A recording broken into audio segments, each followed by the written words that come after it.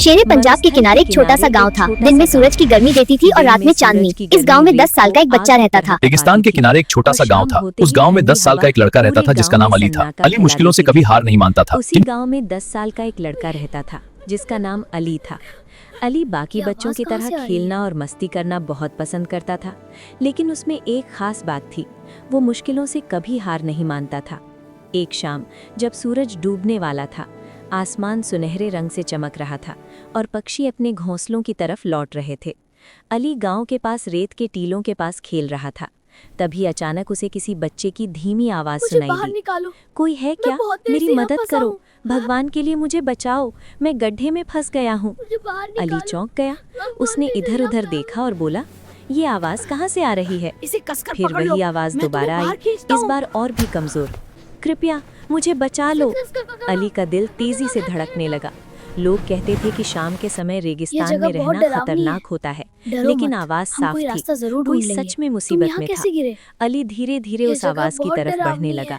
जब वो एक बड़े रेत के टीले के पीछे पहुंचा तो उसने देखा एक छोटा लड़का गहरे गड्ढे में फंसा हुआ था।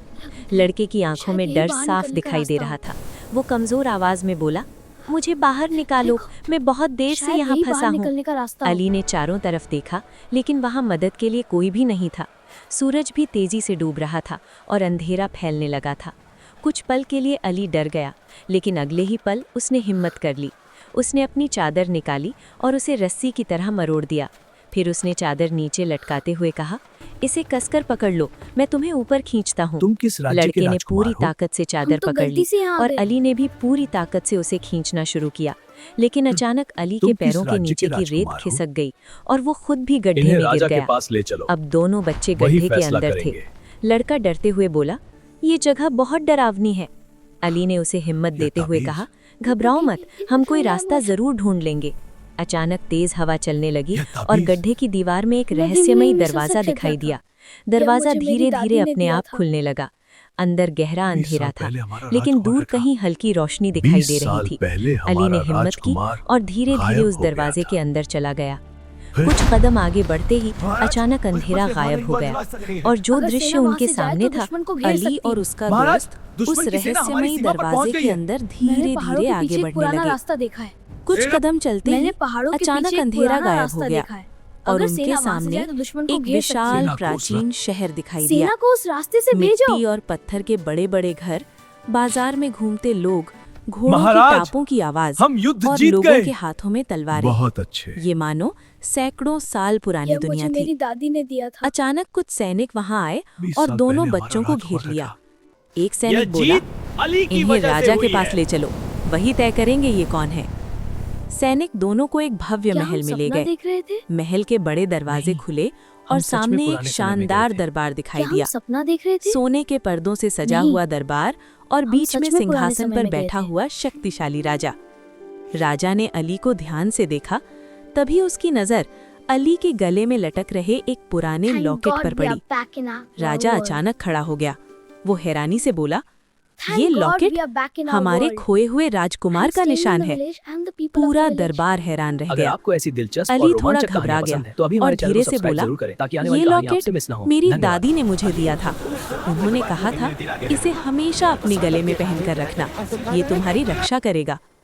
इतने में अचानक महल के दरवाजे जोर से खुल गए।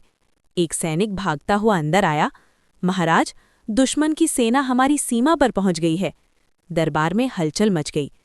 अली ने तुरंत कहा, मैंने पहाड़ों के पीछे एक पुराना रास्ता देखा है। अगर सेना उस रास्ते से जाए तो दुश्मन को चारों तरफ से घेरा जा सकता है। राजा ने तुरंत आदेश दिया, सेना को उस रास्ते से भेजो। कुछ ही समय बाद युद्ध शुरू हो गया और फिर अचानक एक तेज धमाका हुआ। दुश्मन की सेना भागने लगी। महल में खुशियों की आवाज गूंजने लगी। सब लोग खुशी से चिल्लाने लगे, हम जीत गए, ये जीत अली की वजह से हुई है। लेकिन तभी अचानक एक अजीब सा तूफान उठने लगा। चारों तरफ तेज हवा चलने लगी और देखते ही देखते वो पूरा दृश्य गायब हो गया। जब अली और उसका दोस्त संभले तो वे फिर से उसी रेगिस्तान में थी। चारों तरफ रेत के टीले और दूर दूर तक फैला हुआ सुनसान मैदान। धीरे धीरे दोनों बच्चे हैरान होकर एक दूसरे को देखने लगे। अचानक एक लड़के ने धीरे से पूछा, और उनके क्या हम सामने सपना देख रहे एक थे? विशाल प्राचीन अली मुस्कुराया शहर दिखाई दिया और बोला, नहीं, मिट्टी और ये पत्थर सपना के नहीं था। बड़े-बड़े घर, हम सच में पुरानी बाजार में दुनिया में गए घूमते थे। लोग, घोड़ों अगर की आपको टापों ऐसी की आवाज दिलचस्प और और रोमांचक लोगों के कहानियां हाथों में पसंद हैं, तलवारें, तो अभी हमारे ये मानो चैनल को सब्सक्राइब सैकड़ों जरूर साल करें पुरानी दुनिया ताकि थी। आने वाली कहानियां आपसे अचानक मिस कुछ न हो। सैनिक वहां आए धन्यवाद। और दोनों बच्चों को घेर लिया। एक सैनिक बोला, इन्हें राजा के पास ले चलो, वही तय करेंगे ये कौन है। सैनिक दोनों को एक भव्य महल में ले गए। महल के बड़े दरवाजे खुले और सामने एक शानदार दरबार दिखाई दिया। सोने के पर्दों से सजा हुआ दरबार और बीच में सिंहासन पर बैठा हुआ शक्तिशाली राजा। राजा ने अली को ध्यान से देखा, तभी उसकी नज़र अली के गले में लटक रहे एक पुराने लॉकेट पर पड़ी। राजा अचानक खड़ा हो गया। वो हैरानी से बोला, ये लॉकेट हमारे खोए हुए राजकुमार का निशान है। पूरा दरबार हैरान रह गया। अली थोड़ा घबरा गया और धीरे से बोला, ये लॉकेट मेरी दादी ने मुझे दिया था। उन्होंने कहा था, इसे हमेशा अपनी गले में पहनकर रखना, ये तुम्हारी रक्षा करेगा। इतने में अचानक महल के दरवाजे जोर से खुल गए। एक सैनिक भागता हुआ अंदर आया, महाराज, दुश्मन की सेना हमारी सीमा पर पहुंच गई है। दरबार में हलचल मच गई। अली ने तुरंत कहा, मैंने पहाड़ों के पीछे एक पुराना रास्ता देखा है। अगर सेना उस रास्ते से जाए तो दुश्मन को चारों तरफ से घेरा जा सकता है। राजा ने तुरंत आदेश दिया, सेना को उस रास्ते से भेजो। कुछ ही समय बाद युद्ध शुरू हो गया और फिर अचानक एक तेज धमाका हुआ। दुश्मन की सेना भागने लगी। महल में खुशियों की आवाज़ गूंजने लगी। सब लोग खुशी से चिल्लाने लगे, हम जीत गए, ये जीत अली की वजह से हुई है। लेकिन तभी अचानक एक अजीब सा तूफान उठने लगा। चारों तरफ तेज हवा चलने लगी और देखते ही देखते वो पूरा दृश्य गायब हो गया। जब अली और उसका दोस्त संभले तो वे फिर से उसी रेगिस्तान में थी। चारों तरफ रेत के टीले और दूर दूर तक फैला हुआ सुनसान मैदान। दोनों बच्चे हैरान होकर एक दूसरे को देखने लगे। एक लड़के ने धीरे से पूछा, क्या हम सपना देख रहे थे? अली मुस्कुराया और बोला, नहीं, ये सपना नहीं था, हम सच में पुरानी दुनिया में गए थे। अगर आपको ऐसी दिलचस्प और रोमांचक कहानियां पसंद हैं, तो अभी हमारे चैनल को सब्सक्राइब जरूर करें ताकि आने वाली कहानियां आपसे मिस न हों। धन्यवाद।